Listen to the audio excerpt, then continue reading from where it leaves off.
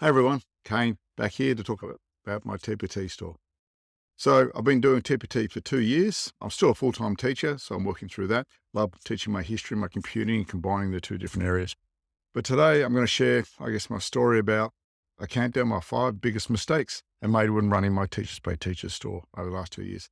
How do these mistakes cost me time, energy, sales, and how I learned the right strategies as I went along. And the idea of sharing these with you that you don't have to make the same mistakes that I did. So let's dive in. Mistake number 5. So we're going to go 5-1. Just throwing up a worksheet. When I first started out, I was in a hurry to get products online. When I dived into it, yes, I can sell these products. I'd create a worksheet and just upload it. Actually, I was just grabbing existing resources and just putting them up, doing a little blurb and doing it without using my own thought of how it would be perceived. I thought more the better, but quality matters. Speed got me online fast, but it didn't build true trust and value in terms of my customers.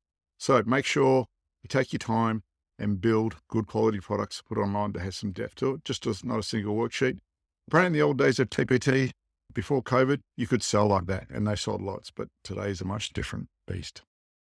Mistake number 2, neglecting the power of a great cover. As you said with number 5, I just threw a worksheet up online.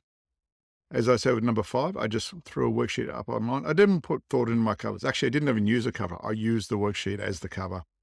And simple, not engaging. In a crowded workplace of history, the cover is the first thing people see. A professional eye-catching cover can make all the difference in grabbing a teacher's attention. And a few of them sold, but man, they weren't good. And I think I obviously in the early days lost a lot more sales by not having a really good cover. And now that's changed. Number 3, not providing a full lesson resource. And it actually took me a long time to do this. So I was putting resources up and they were starting to sell well, but I realized that by only offering a worksheet or a PowerPoint or some resources to go with that, I knew how the task worked. I designed it. But I soon realized that new teachers, experienced teachers could get up and run with it, no worries at all. But new teachers, say to history, mightn't have that experience of how to actually effectively use it in the classroom and would need more guidance. So I realized I'd want a full lesson plan, instructions, and context of how to use it.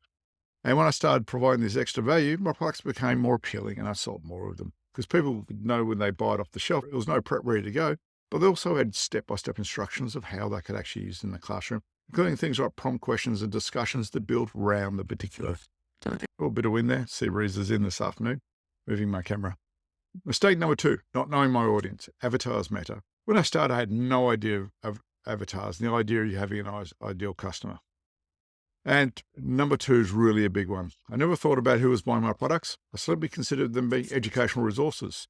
You build it, they will come, as Kevin Costner's film once did. Without defining a clear customer avatar, I eventually learned that my understanding my target audience, their needs, challenges, and preferences was crucial. That sort of plays back into number 3, where providing more detail in my resources. Telling my resources to fit a specific avatar made all the difference in my store's success because I knew who I was making the products for. I could target them.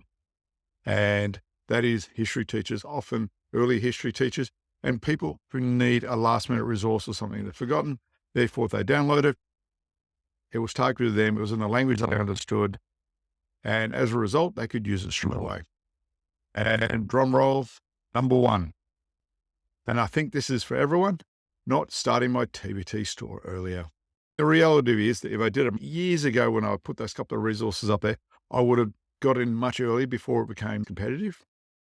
And therefore, I may have got more followers, more reviews, and got a better early foundation. So, number 1 mistake, I wish I started my TPT store earlier. I hesitated for years waiting for the perfect moment. Actually, in reality, it took me a long time to actually work out whether it was actually worth it. And it really wasn't the catalyst of massively rising interest rates in Australia that I realized I've got to earn some extra money. And TPT was a natural extension being a teacher. But I read for years articles, hear people earning $100,000, US dollars a year. And I thought, yeah, and then there was obviously people disputing that. And I'd often go through the forums and discussion. But eventually post-COVID, by that time I realized the potential to store. I'd already missed out on those opportunities. The sooner you start, the faster you learn and improve. So that's where I am at the moment. So don't wait. Get your ideas out there, even if they're not perfect at first. And what I'm going to cover in these stories is where I've made mistakes, and I'll try to share some very early examples of where I was at the beginning and where I am now. I hope you enjoy this video. It's the first of a whole series. And yep, you can subscribe to the channel. And below in the comments, there's a subscription if you want to subscribe to my mailing list or join my new Facebook page group for people to talk about setting up their stores and getting some advice. So we'll see which one works out the best, but I think probably most people come to my Facebook page first. I'll hopefully see you there. Okay, till next week, have a good week, do the right thing by your students, and keep up the good work.